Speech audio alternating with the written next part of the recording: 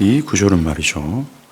주님께서 12절에 내가 진실로 진실로 내게 이르노니 라고 하신 결코 변하지 않는 확고부동한 진리, 어떤 절대적인 원리와 원칙으로 강조하신 말씀의 연속선상에 있다는 것을 먼저 염두하시길 바랍니다.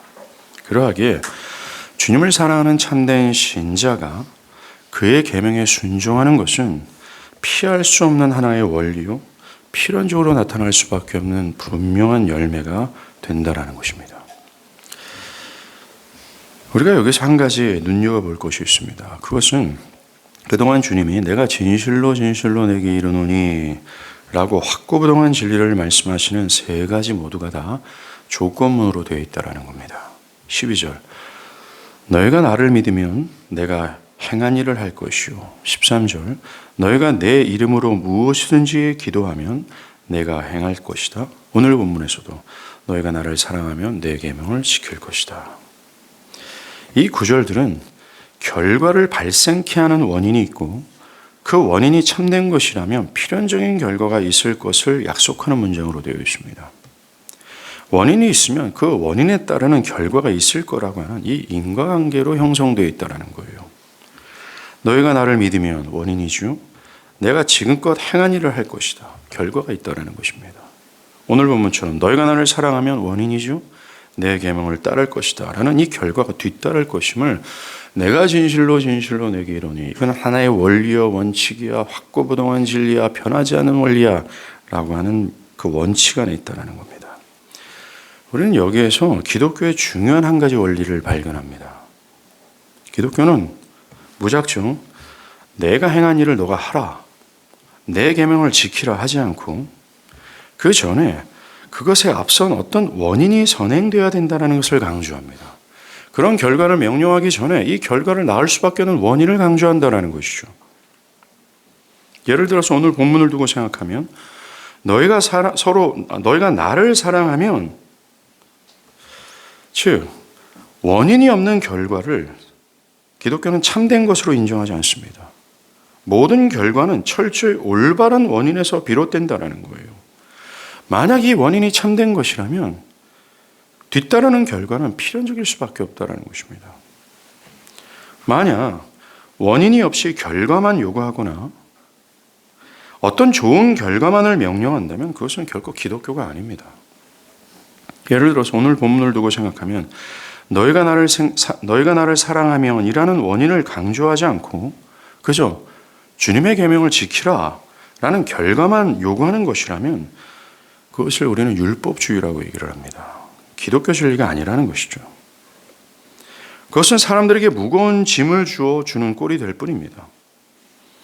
복음은, 즉 기독교 복음은 항상 우선적으로 주님이 그 사람의 내면과 전 인격을 변화시켜서 주님의 계명을 따르는 것을 기쁨으로 여기도록 해주시는 역사가 선행되는 것을 강조해요.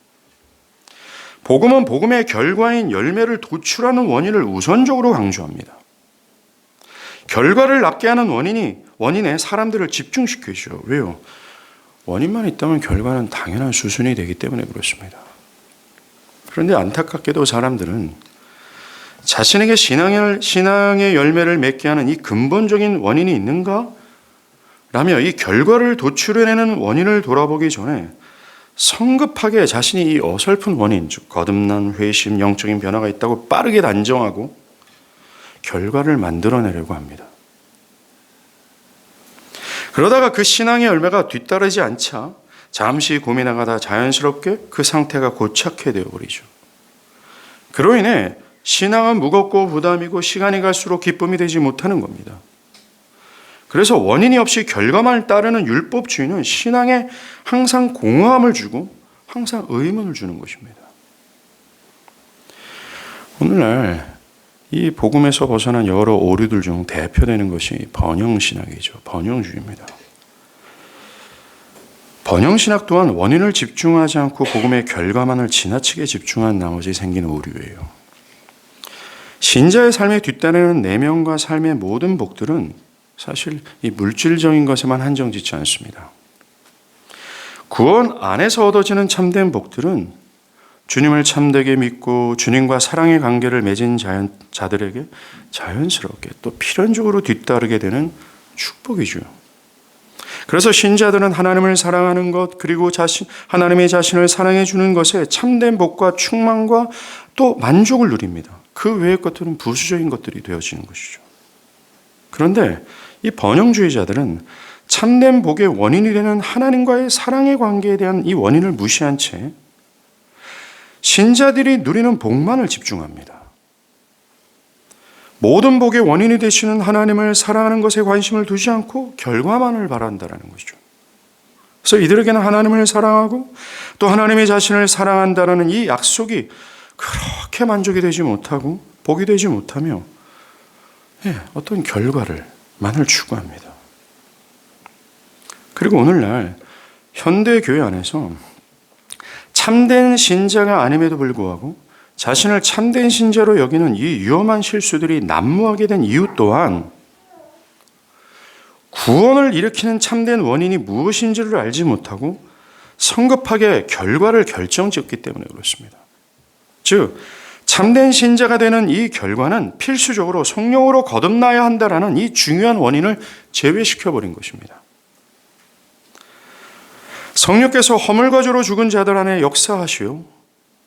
그가 죽음을 당한 죄인으로서 그에게 어떤 선도 의도 없는 자격 없는 부패한 죄인임을 밝히시는 역사로 인해 그가 자신의 무능력과 불가능함을 처저히 깨달아 자신이 구원자가 필요한 죄인임을 절절히 느끼게 하시는 이 결과를 나타내는 이 원인이 있어야 합니다. 자신 전 존재를 부정하고 죄를 혐오하도록 하시는 자신이 죽어마땅한 죄인임을 깨닫게 하는 이 신앙의 결과를 만들어내는 이 원인이 있어야 돼요. 그래서 자신의 전 인격과 과거와 현재의 모든 것을 부정하며 유일한 구원자 그리스도를 붙잡고 그를 일평생 자신의 죄상의 기쁨으로 따르도록 하는 정서를 심으시는 역사가 이 결과를 나타내는 이 원인이 필요합니다. 참된 결과를 발생케 하는 사람의 정서와 사랑의 정서와 그리스도를 따르고자 하는 의지와 그리스도의 법에 순종할 수 있는 능력과 그리스도를 그 무엇보다 기뻐하는 성향을 가지고 주님이 요구하시는 참된 신앙을 하는 참된 신앙의 신자가 되어야 됩니다. 이렇게 참된 신자가 되어야 되는 이 원인을 사람들은 제외시킨 나머지, 그리고 그 원인이 실제적으로 여러분의 중심부에 발생하지도 않았음에도 불구하고 그 역사가 발생할 때 여러분들의 감정과 그 경험적으로 은혜를 뒤따르는 그 경험을 하지 못했음에도 불구하고 사람들은 자신이 신자라는 것을 성급히 결정 내어주고 결과를 추구합니다.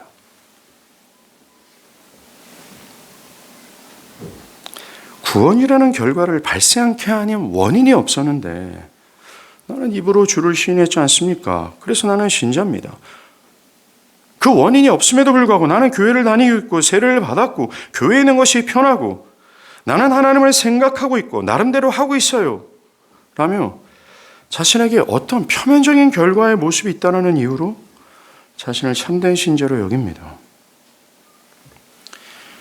구원의 참된 원인이 만들어내는 참된 결과가 없는데 말이죠. 여러분들, 구원의 이 원인이 되는 이 원인이 만들어내는 참된 결과가 뭔지 아십니까? 표면적인 신앙의 행위가 아니잖아요. 번전은 여러분들 내면 안에 만들어내는 이 신적인 정서입니다. 하나님을 사랑하는 것, 하나님과 같은 관대함, 하나님을 향한 어떤 끌림, 그것으로 인해 다른 사람들 향해서 사랑하는 것, 이 여러 정서예요. 그 자기를 기꺼이 부정할 수밖에 없는 것, 죄를 미워하는 것.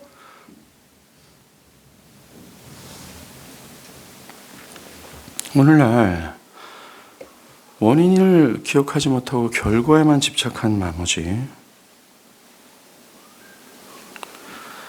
자신들이 참된 신자가 아닌데, 즉 원인이 없었는데 신자로 생각하는 사람들이 교회 안에 질비하다라는 거예요.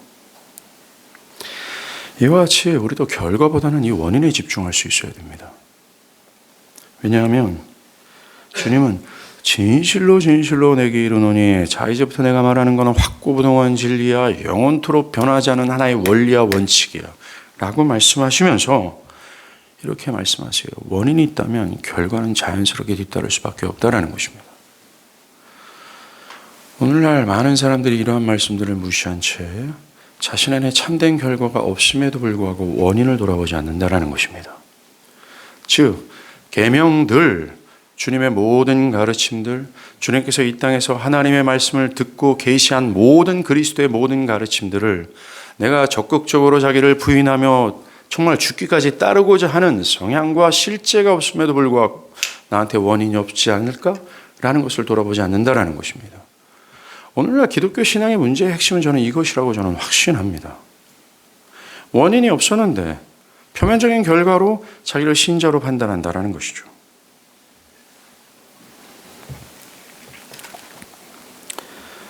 여러분이 참된 신자들에게 있어야 될 기쁨과 소망이 없다면 분명히 원인을 되짚어 봐야 합니다. 내 삶에 주님처럼 자기를 부인하며 하나님의 뜻에 순종하는 것이 없다면, 나아가 그렇게까지 하는 것이 부담스럽고 무거운 짐처럼 느껴진다면, 또 주님의 복음을 다른 사람들에게 들고나자 하는 어떤 의지, 성향이 없다면, 또 기도하고자 하는 열의와 소망이 없는 채로 지속되고 있다면, 그런 참된 결과를 도출해내는 원인이 되는 주님을 믿는 것을 되짚어 봐야 돼요. 너희가 믿는다면 내가 행한 일을 할 것이다 라고 하셨기 때문에 그렇습니다. 믿는 원인이 있다면 결과가 있을 수밖에 없다라는 것이죠. 만약에 이 결과가 나타나지 않는다면 원인을 되짚어 봐야 된다는 겁니다. 더 구체적으로 믿는 건 뭡니까? 우리가 지난 시간에 말한 것처럼 나 자신이 하나님의 진노 아래에 있어 죽어마땅한 죄인이라는 사실과 이 진노에서 피하려면 하나님의 모든 공의를 만족시켜야 되는 것, 또 아담이 실패했던 율법에 대한 모든 명령을 완벽하게 순종해야 되지만 문제는 나의 지혜와 힘으로는 이것을 해결하지 못하여 내 힘과 지혜로는 하나님의 진노에서 피할 수 없다는 사실을 깨닫고 깊이 절망하고 슬퍼하며 두려워해보는 것입니다. 이걸 있는가를 한번 돌아보라는 겁니다. 그래서 자신에게 가장 중요한 화두는 다른 어떤 것이 아니라 이 영적인 죄의 문제를 해결하는 사실을 깨닫고 애통해하며 이 문제를 끼어안고 어찌할꼬 탄식하며 나에게 구원자가 필요하다, 그러면서 구원의 길을 온 마음 다해 찾아본 적이 있는가를 짚어봐야 된다는 겁니다. 나아가 인간으로서는 하지 못하는 이 일을 하나님께서 아들의 죽음과 부활을 통해 해내셨다는 것을 알고 아버지 하나님의 그 형용할 수 없는 사랑에 탐복하고 그리스도께서 자신을 위해 죽기까지 그렇게 하셨던 일에 경이로움을 가졌는지를 되짚어 봐야 된다는 겁니다. 그리고 그 일을 성취하신 아들을 믿는 자를 영원히 의롭다 하시는 계시를 온전히 확신하여 아들 예수를 온 마음 다해 붙들고 그를 자신의 최고의 가치임을 인정하며 그를 무엇보다 기뻐하는 영적인 정서와 성향이 있는가를 되짚어 봐야 돼요. 정말 이 원인이라고 하는 내가 이걸 믿고 있는가, 이걸 봐야 된다는 거예요. 우리는 자꾸만 나에게 이런 결과가 없다는 것을 그냥 듣고 이것을 덮어버려서는 안 됩니다. 내가 진실로라고 하는 이 하나님 그리스도의 확고부동한 말씀 앞에 원인을 되짚어 볼 수 있어야 된다는 거예요. 또 13절의 말씀처럼 여러분의 삶에 어떤 주님께서 해주시는 일들이 벌어지지 않고 있다면, 첫 번째, 내면의 변화와 성장, 말씀을 읽고 들음으로 인해 발생되어야 될, 마땅히 뒤따라야 될 내 내적인 변화와 신앙의 성장들, 삶이 더 하나님의 중심으로 되어지는 것들, 이 주님으로서만 할 수 있는 나타날 어떤 일들이 있지 않습니까? 이 일들이 일어나지 않는다면 여러분들은 이 일들을 발생케 하는 원인인 기도를 한번 되짚어 봐야 된다는 겁니다. 우리 교회 안에 회심의 역사가 줄곧 일어나지 않거나 사람들 안에 변화의 역사가 없다면 우리는 마땅히 그것의 원인이 되는 기도를 하고 있는가를 되짚어 봐야 돼요. 삶의 고통이 뒤따를 때 나 자신이 하나님의 인도하심을 신뢰하지 못하고 너무나 쉽게 흔들리고 절망하고 좌절하고 있다면, 고통 속에서도 흔들리지 않고 하나님의 인도하심을 신뢰하게 하시는 이 원인이 되는 기도를 하고 있는지를 되짚어 봐야 돼요. 결과가 없다면 우리는 마땅히 이 결과를 만들어내는 원인이 있는지를 되짚어 봐야 됩니다. 우리는 자꾸만 자신에게 결과물이 없다는 것으로 인해 좌절하고 의욕을 상실하죠. 왜 나의 신앙은 변화가 없지? 진보나 전진을 하지 못하고 항상 이 모양이지? 왜 나는 하나님이 나를 인도하시고 도우신다는 확신이 없지? 왜 나는 다른 사람들처럼 주님을 뜨겁게 사랑하지 못하고 반복되는 죄의 유혹에 넘어지는 걸까? 왜 나는 이렇게 냉랭하지? 왜 나는 신앙에 의욕이 없을까? 결과가 없다는 것 때문에 실망하고 좌절만 합니다. 아니, 우리는 이런 말씀 앞에 우리는 이 출발점까지 내려가서 우리를 살펴봐야 됩니다. 모든 이 근본적인 문제들까지 내려가서 살필 수 있어야 된다는 거예요. 사람들은 신앙을 하나의 프로세스로 생각을 해요. 하나를 이루면 또 하나를 그 위에 올리는 식입니다. 거듭남과 십자가를 배웠습니다. 그 다음 성화를 배우면 되고, 성화를 배웠으니 그 다음 삶과 선교를 배우면 되고, 그것을 알고 배운 후에 다음 것을 듣게 되면 무엇인가 쌓이고 알아가는 것으로 인해 자신을 그렇게 성장한다라고 느껴요. 저는 이런 얘기를 많이 들었습니다. 목사님, 이와 같은 진료 전 들어본 적이 있고 배워봤습니다. That's it. 아니야. 하나님의 성령이 우리의 모든 신앙을 유발케 하는 실제적인 이 역사가 내 내면 안에 일어나지 않았다면, 원인이 이 합던 해프닝이 일어나지 않았다면 사실 계속해서 쌓이는 이 수많은 지식은 아무런 효력이 없어요. 여러분 한번 생각해 보십시오. 나는 이 진리를 압니다. 나는 성경 공부를 여러 차례 했습니다. 오래된 복음의 개혁주의 신학과 칼빈주의 신학은 어느 정도는 내가 읊을 수가 있습니다. 근데 문제는 그 지식이 여러분들에게 실제적인 결과물을 나타냈냐 이거예요. 그것이 살아있는 원인으로서 작용되어서 실제적인 결과로서 내 삶을 지배하고 있는지, 내 정서를 지배하고 있는지 돌아보라는 겁니다. 우리는 마땅히 원인에 집중해야 됩니다. 그 원인만 분명하면 기독교 신앙의 수많은 열매들은 자연스럽게 하나님의 때에 나타나는 거예요. 인과관계라는 겁니다. 주님은 이것을 내가 진실로 난 너희한테 명한다라고 말했습니다. 왜 우리는 이렇게 주님이 진실로 내게 명하노니 라면서 강력하게 하나의 원칙, 영구적인 하나의 원리로 말씀하시는 것에 주의를 기울이지 않을까요? 이것에 회피하지 말고 도망가지 않기를 바랍니다. 정정당당하게 진실로 직면하십시오. 그리고 원인까지 파고 들어가십시오. 내가 과연 거듭났는지.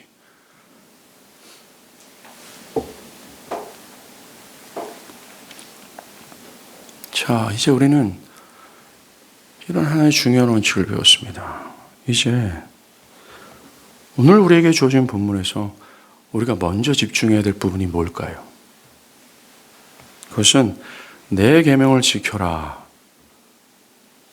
라가 아니라 주님을 사랑하는 것에 먼저 집중해야 됩니다. 주님을 사랑하는 것이 원인이 되기 때문에 그래요. 이 구절을 읽으면서 내 계명을 지켜라 이것을 먼저 주목한다면 그 마음에 커다란 부담 또는 무거운 짐을 얻는 느낌이 들 것이 뻔합니다. 왜요? 여기서 주님이 말씀하시는 내 계명이란 직역하면 내 계명들이라고 하면서 주님이 지금까지 가르쳤고 또 명한 모든 것을 의미합니다. 나아가 주님께서 하나님의 뜻을 계시한 모든 계시를 의미하기 때문에 그래요. 그러하게 만약 우리가 내 계명을 지켜야 한다라는 것에 먼저 집중한다면 이 명령은 무거운 짐이 될 수밖에 없어요. 그런데 요한일서 5장 2절과 3절에서 하나님을 사랑하는 것은 이것이니 우리가 그의 계명을 지키는 것이라 그의 계명들은 무거운 것이 아니다. 사도 요한은 주님을 사랑하는 사람들에게 계명은 무거운 것이 아니라고 말합니다. 부담이 되지 않는다라고 말하죠.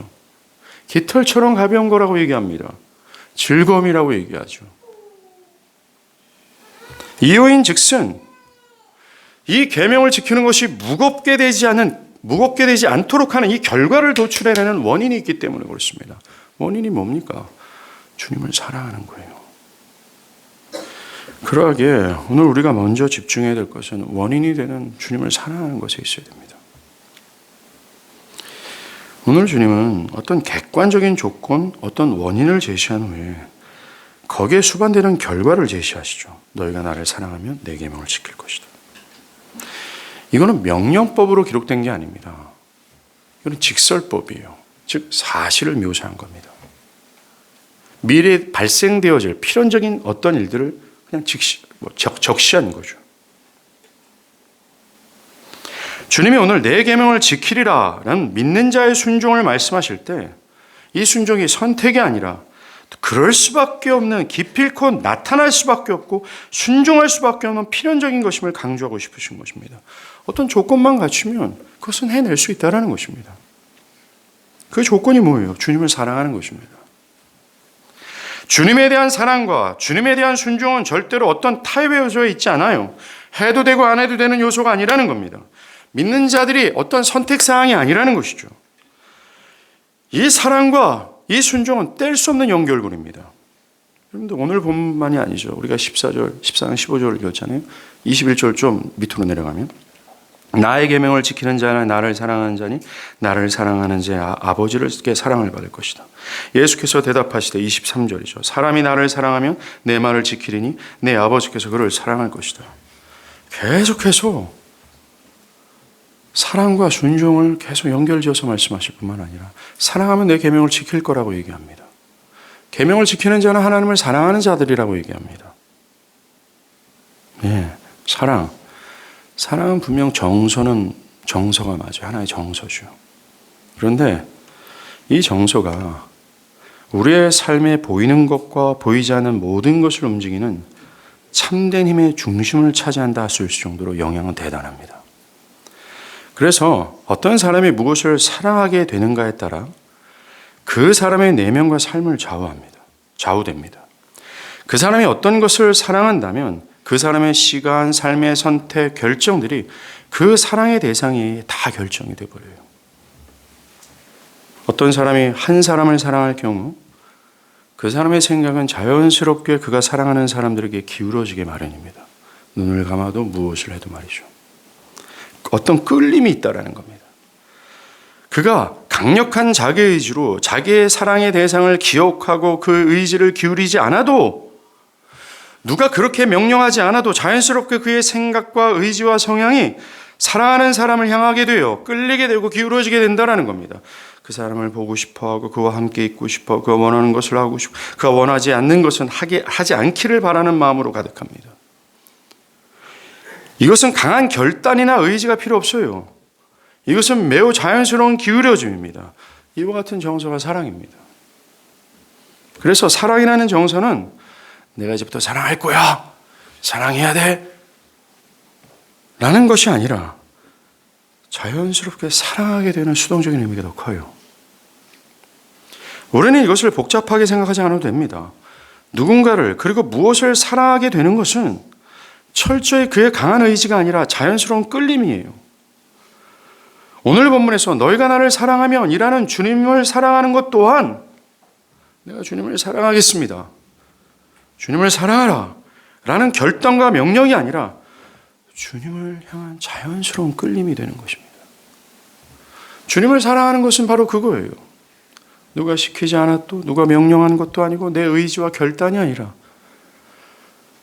내가 자연스럽게 주님께 끌리는 겁니다. 이게 주님을 사랑하는 것이죠. 자, 그렇다면 주님을 향해 끌려야 되잖아요. 이 주님을 향한 끌림이 언제 시작되는가? 또 이 끌림을 우리 스스로 가르칠 수 있을까? 아니면 어떤 외부적인 힘의 작용의 결과일까? 결론부터 말씀드리면 이 끌림의 시작, 이 끌림의 원인은 나에게서 시작되지 않습니다. 성령이 일해 주심으로 시작되어, 즉 거듭남에서 출발되어지고 거듭날 때야 비로소 우리는 끌리게 되고 주님을 사랑하게 되는 거예요.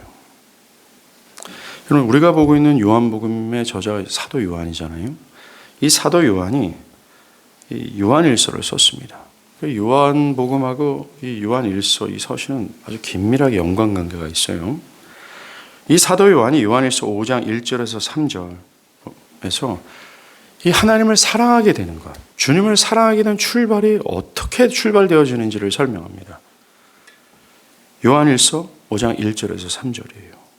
예수께서 그리스도이심을 믿는 자마다 하나님께로부터 난 자니 또한 낳으신 이를 사랑하는 자마다 그에게서 난 자를 사랑하느니라. 우리가 하나님을 사랑하고 그의 계명들을 지킬 때야 비로소 우리가 하나님의 자녀를 사랑하는 줄을 아느니라. 하나님을 사랑하는 것은 이것이니 우리가 그의 계명들을 지키는 것이라.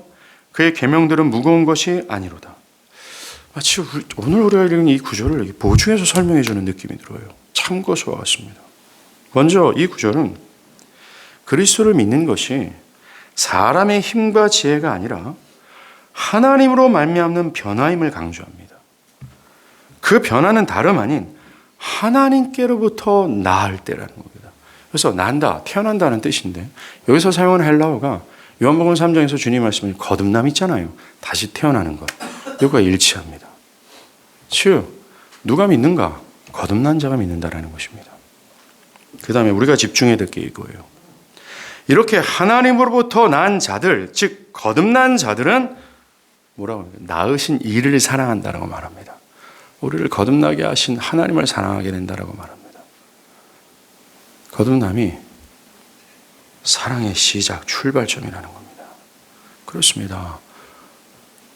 우리가 주님을 향해 끌리는 것이 언제 시작되는가? 또 끌림을 우리 스스로 가질 수 있는 것일까? 아니면 어떤 외부적인 힘의 작용의 결과일까? 답은 거듭남에 있습니다. 허물과 죄로 죽어서 하나님을 사랑하지도 못하고 사랑할 수 없는 죄인들을 일방적이고 무조건적으로 성령이 그 내면을 뒤집고 해치하고 해부하여 새롭게 창조하시는 역사가 있어야 된다는 거예요. 그 위에 성령께서 밝히시는 하나님과 그분의 아들의 선하심과 탁월하심을 볼 때 거듭난 사람은 그 누가 말하지 않아도 하나님께 끌리게 되고 그를 향하고 그를 사랑스럽게 여기기 시작한다는 겁니다. 그런데 이 끌림은, 하나님을 향한 이 끌림은 타락한 인간의 본성을 가지고는 절대 불가능합니다. 거듭나지 않고서는 절대로 사람은 하나님께 끌리지 못해요. 사랑할 수 없습니다. 성경은 거듭나기 전에 모든 사람들의 사고방식, 사고체계를 이렇게 설명합니다. 로마서 8장 7절 9절이요. 육신의 생각은 하나님과 원수된다. 이는 하나님의 법, 계명에 굴복하지 않을 뿐만 아니라 할 수도 없다. 육신에 있는 자들은 하나님을 기쁘시게 할 수 없다. 여기서 말하는 육신이란 거듭나지 않는 타락한 인류의 상태, 본성을 뜻해요. 육신은 모든 악한 행동을 우발시키는 타락한 본성을 가진 거듭나지 않는 모든 상태의 사람들을 가리켜 말하는 겁니다. 육신이요.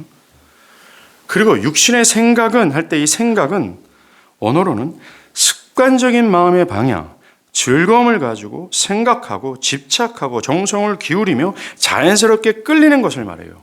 즉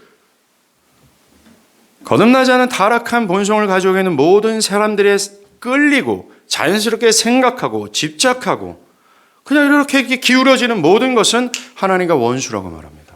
즉 하나님이 요구하시는 것과 반대로 향하고 있다라고 말합니다. 하나님과는 전혀 다른 방향성을 가지고 있다라고 말합니다. 오늘 하나님을 사랑하는 자들과는 다르게 하나님의 법, 하나님의 계명에 순종하지 않을 뿐만 아니라 할 수도 없을 정도로 그들의 의지, 끌림, 생각 등 모든 것이 하나님과 원수가 된다고 말합니다. 하나님을 사랑하지 않을 뿐만 아니라 하나님을 향해 적대감을 품고 있고 적이적인 태도를 가질 수 있을 밖에 없을 정도로 악의를 품고 있다고 말합니다. 또 고린도전서 2장 14절 육에 속한 사람은 성령의 일을 받지 아니하나니 이는 그것들이 어리석게 보이며 또 그는 그것들을 알 수도 없나니 그러한 일은 영적으로 분별되기 때문이다. 거듭나지 않은 사람들은 성령께서 밝히시는 하나님의 뜻과 모든 계명들을 어리석게 생각해요. 하나님의 계명에 순종하지 않을 뿐만 아니라 할 수 없는 사고체계를 가지고 있습니다. 이렇게 거듭나지 않은 사람들은 절대로 하나님께 끌릴 수도 없고 그의 계명에 순종할 수도 없어요. 오늘 우리가 읽은 이 본문은 절대로 그 영혼에게 적용되지 않는다라는 것입니다.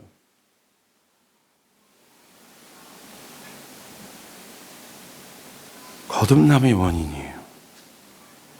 이 거듭남은 구약에서부터 새 언약 가운데 주어진 것입니다. 즉 그리스도의 죽음으로 말미암아 그를 믿는 모든 자들에게 보장되고 적용되는 약속이 새 언약이에요.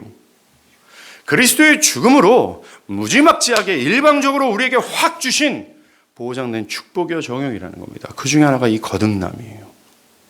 즉 그리스도의 죽음을 믿고 그리스도 안에 있는 자들에게 이 새 언약, 새 언약 가운데 거듭남은 적용될 수밖에 없다는 것입니다.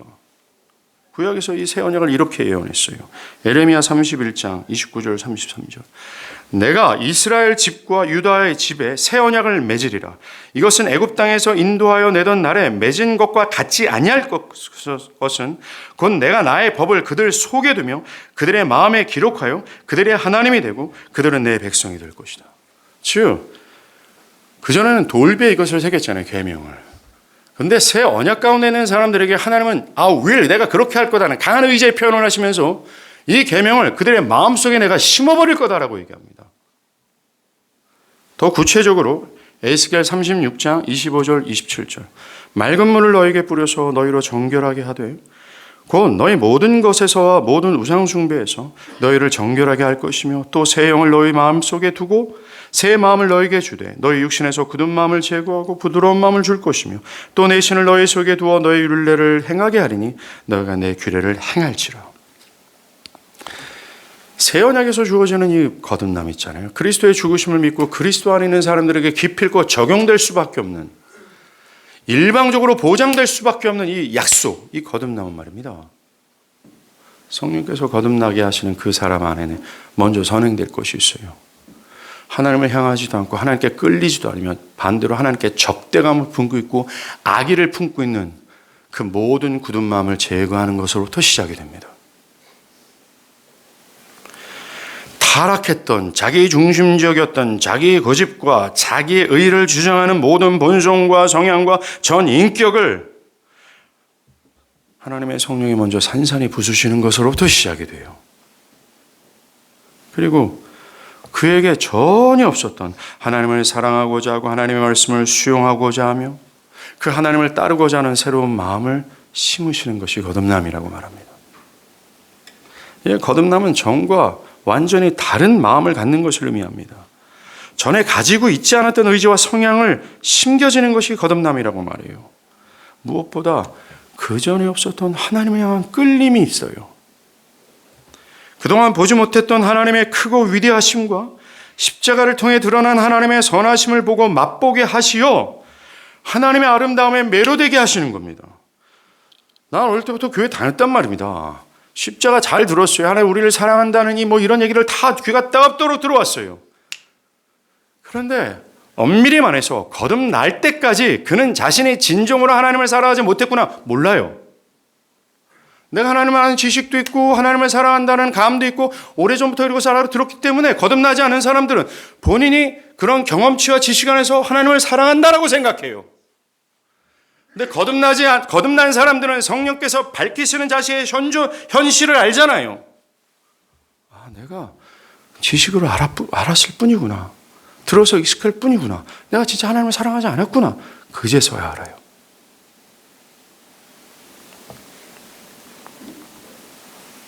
그때 그 하나님의 위대하심과 이 십자가를 통해서 드러난 하나님의 그 엄청난 선하심을 보면서 그 하나님이 아름답게 보이고 하나님께 매료되는 겁니다. 그래서 그 누가 시키지 않아도 하나님께 자연스럽게 끌리기 시작하는 거죠. 그리고 하나님과 하나님에 관련된 것들을 사랑하게 되는 겁니다.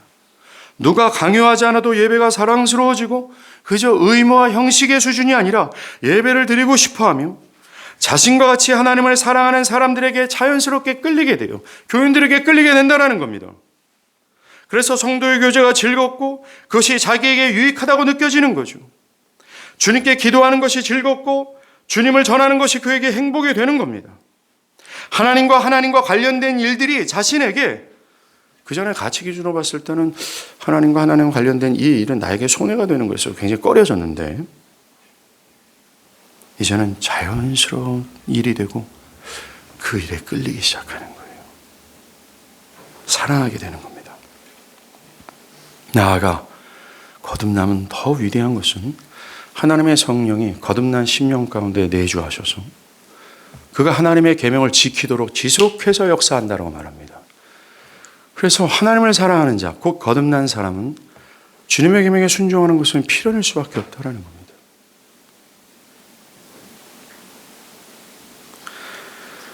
또 다르게 이 거듭남을 다르게 말하면 그 전에 없었던 어떤 영적인 원리가 그 사람에게 심겨진다라고 말할 수 있습니다. 이 영적인 원리는 이 육신의 방향과 전혀 달라요. 충돌합니다. 갈라디아서 5장 17절. 육체의 소욕은 성령을 거스리고 성령은 육체를 거스리나니 이 일이 서로 대적함으로 서로가 원하는 것을 하지 못하게 한다. 이 육체는 철저히 이 성령의 소욕을 계속해서 즉 영적인 원리를 거스릅니다. 이 상태에 있다면 결코 하나님을 사랑할 수도 그의 계명에 순종할 수도 없죠. 그런데 성령께서 거듭남을 통해 신자들에게 그전에 없었던 생명의 원리, 어떤 원칙을 심으시는 거죠. 육체의 속을 거스르게 하는 것입니다. 하나님을 위해 살도록 말이죠. 이 원리는 습관적인 마음의 끌림과 기울어짐이나 마음속의 즐거움을 가지고 어떤 것을 생각하고 그것들에 집착하고 모든 정성을 기울여서 그것을 생각하되 마음이 편하게 생각하는 지혜와 이성의 작용으로 나타나게 되는 거예요. 거듭남을 통해서 말입니다. 예, 그렇습니다. 허물과 죄로 죽어서 하나님을 사랑할 수도 없고 사랑하려 하지도 않는 우리가 하나님을 사랑하기 위해서는 거듭나야 합니다.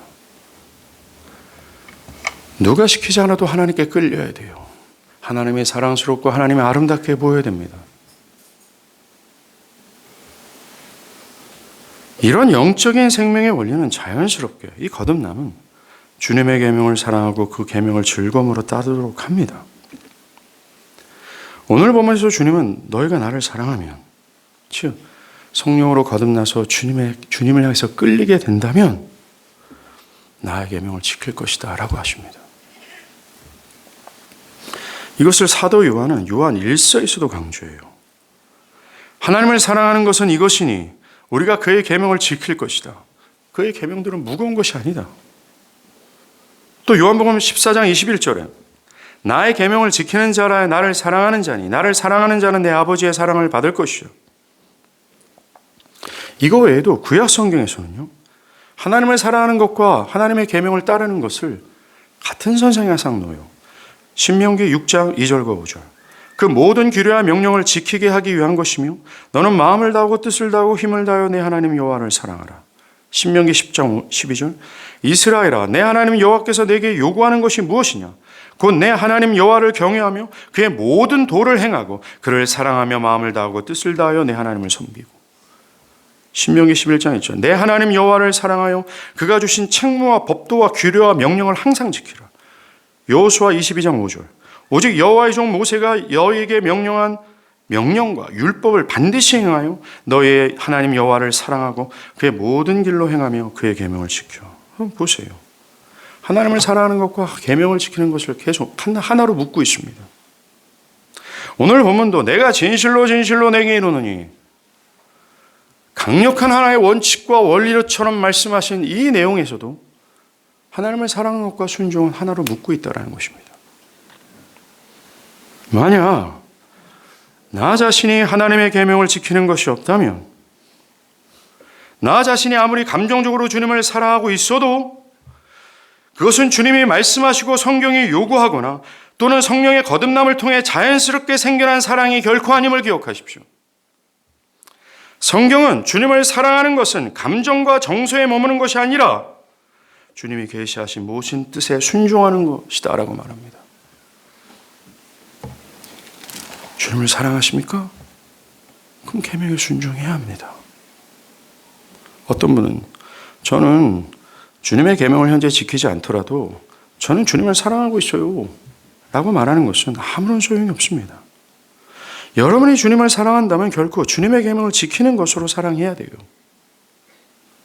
또 주님은 어떤 분은 주님 참 멋진 분이죠. 그와 같은 위대한 사랑을 하신 분이 없을 겁니다.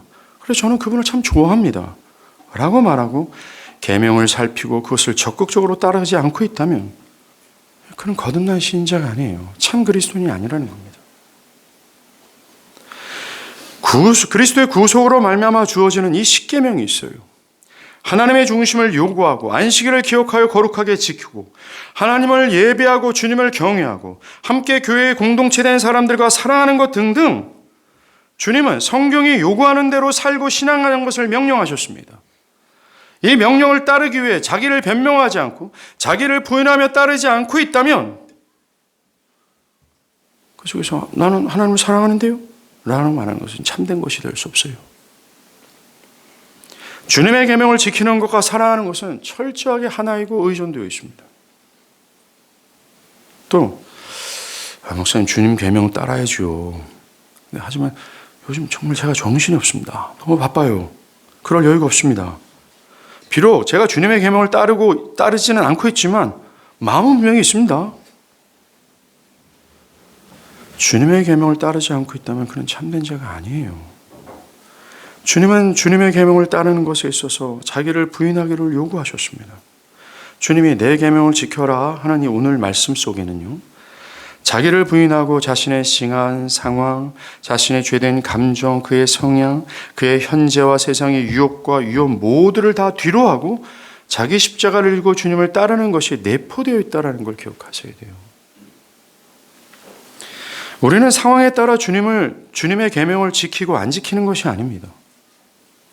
비바람이 불고 폭풍우가 몰아쳐든 상황에서도 주님을 따라야 되죠. 나의 삶에 고통이 찾아오고 절망의 거인이 나를 짓누르는 상황에서도 주님을 따라야 합니다. 주님을 따르다가 직장을 잃어버릴 수 있는 상황에서도 주님을 따라야 합니다. 유력한 거래처를 잃어버린 한이 있어도 주님을 따라야 합니다. 주님은 요한복음 13장 35절에서 너희가 나를 사랑하면, 이 말에는 뭐가 있어요? 거듭나 하나님께 끌려 하나님을 사랑하면 내 계명을 지키는 자라면 이로써 모든 사람이 너희가 내 제자인 줄 알리라 하셨습니다. 주, 우리가 주님께 자연스럽게 끌려 주의 계명을 지키는 이 모습을 통해 그 사람의 제자임이 증명된다라고 말했습니다. 결코 예배가 될 수 없어요. 여러분이 거듭났다면 여러분 안에는 위대하신 하나님께서 내주하십니다. 그리고 그 하나님은 주님의 계명을 지키도록 여러분 안에 지속해서 일하십니다. 우리는 감정적으로만 또는 상황에 따라 또는 말로만 사랑하는 것이 아닙니다. 여러분의 사랑은 주님의 계명에 순종하는 것 자체예요. 우리는 오늘 말씀 앞에 좀 솔직히 섰으면 좋겠습니다. 저는 이 본문을 가지고 거의 15년 전, 17년 전에 설교한 적이 있어요. 제가 부교육자로 섬기던 교회에서 한 10주 이상을 이 한 구절을 가지고 설교한 적이 있습니다. 저는 이 설교를 통해서 결과보다는 이 원인에 영혼들이 집중하기를 바랬어요. 정말 자신이 거듭났는지, 원인이 있는지, 왜 내 신앙이 이러지? 그 원인을 찾고 본질까지 내려가기를 진짜 간절히 바랬습니다. 그런데 많은 분들이 그 설교를 듣고 원인을 찾기보다는 불쾌했고 따지고 들었고 심지어 저를 이단으로 정죄하는 일까지 한인교회에서는 있었습니다. 사랑하는 여러분, 저는 이 구절을 가지고 10주 동안 설교하지는 않을 겁니다. 이 내용들은 여러분들이 이미 우리 교회 초반에 오셨을 때 대략적으로 들었던 내용이라고 저는 생각을 해요. 바라기는 또 한 번 도전되는 이 말씀 앞에 진실로 섭시다. 과연 계명에 순종하는 이 결과를 도출해내는 원인이 나에게 있는지, 진실하게 나의 마음과 삶을 한번 비추면서 답해 보시기 바라요. 만약 주님께 순종하는 결과가 없다면 우리는 나에게 원인이 없다는 것을 인정해야 합니다. 즉, 구원이 시작되지 않았다라는 거죠. 주님을 사랑하는 것, 이끌어 주님의 계명을 순종하는 것인데 이것이 없다면 원인이 없다라는 거예요. 만약 정말 그렇다면 우리는 세상을 다 잃어버린 사람처럼 슬퍼해야 합니다. 이것보다 더 큰 절망이 없기 때문이죠. 저 웅장하고 아름다운 천국의 문은 여러분들에게 닫혀 있고 그 무서운 불길이 타오르는 지옥의 문은 여러분들에게 열려 있기 때문에 그렇습니다. 그러나 기억하십시오. 우리는 여기서 멈춰서는 안 됩니다. 우리는 나의 본질까지 내려가 나의 상태를 끼어안고 정말 모든 것을 잃어버린 사람처럼 슬퍼해야 되지만 동시에 하나님이 형용할 수 없는 자비와 긍휼이 풍성한 분이라는 사실을 기억해야 합니다.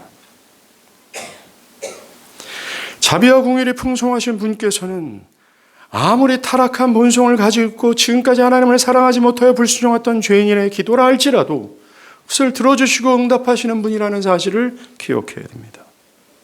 그래서 그분께 구해야 됩니다. 하나님이시여, 나의 마음을 새롭게 해주시옵소서. 주님을 자연스럽게 끌려 사랑하도록 나의 마음을 거듭나게 해주십시오 라고 구해야 됩니다. 현재 나의 모습이 이런데요, 내 꼴이 이런데요, 나 이렇게 죄 가운데 있는데요, 내 마음이 이렇게 냉랭한데요. 제발 여러분들의 모습을 보지 마시고 긍휼과 자비가 풍성하신 하나님을 십자가에서 아들을 주시기까지 우리에게 이런 생명의 초대로 당신이 아름다움에 매료되어 당신께 끌리도록 하게 하기 위하여 그렇게 하신 하나님의 그 풍성한 선하심을 바라보면서 기도했으면 좋겠어요. 만약 그렇다면 주님은 약속 안에서 여러분들의 내면을 바꾸실 겁니다. 주님을 더더 사랑하는 마음을 깊이 주실 거예요. 왜 그럴까요? 주는 죽기까지 그것을 우리에게 약속하셨기 때문에 그렇습니다. 사랑하는 여러분, 저는 이 말씀을 여러분들의 심기를 불편하게 하기 위해서 전한 것이 결코 아닙니다.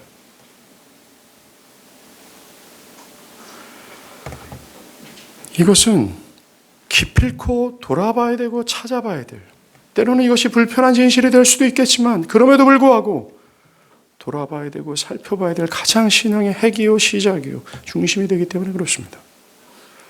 바라기는 정말 저와 여러분들이 하나님의 성령으로 거듭나요 하나님께 끌리게 되는 정성, 성령의 역사로만 주어진 하나님을 사랑하는 그 사랑 있지 않습니까? 그 어떤 상황에서도 기필코 내가 하나님을 사랑하고자 하는 그 자원함과 기쁨, 그 사랑 속에서 하나님의 계명에 순종하고 하나님을 사랑하고 하나님을 예배하고 뭐 어떤 일을 해나가는 진정한 사람이 됐으면 좋겠어요. 그리고 이 세상은 그런 진정한 사람들의 무리를 통해 저기 하나님이 뭔가를 행하셨다라고 말할 수 있게 될 겁니다. 그 소망을 가집시다. 우리의 그저 의식적이고 마지못해 해야 되고 해야 된다니까 억지로 그냥 끌려서 강압적으로 하는 그런 수준이 아니라 하나님께 확 끌려서 하나님을 진짜 사랑해서 신앙하는 저희가 되길 간절히 바라요. 기도하시겠습니다.